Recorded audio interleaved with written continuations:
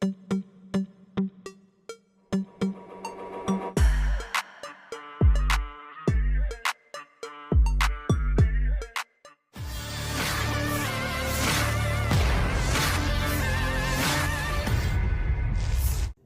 bersenjata Rusia mengklaim kemenangan usai terlibat kontak tembak melawan tentara Ukraina di Chasiv Yar.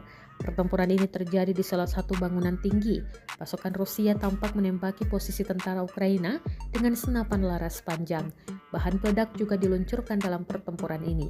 Rekamannya beredar di Telegram pada Sabtu 8 Juni 2024. Dalam keterangan unggahan disebutkan, pasukan terjun payung Rusia dari Divisi Lintas Udara Pengawal ke-98 membersihkan dan menduduki salah satu gedung bertingkat. Di akhir rekaman, pasukan Vladimir Putin mengibarkan bendera brigadenya. Rekamannya pun menuai berbagai komentar dari warganet.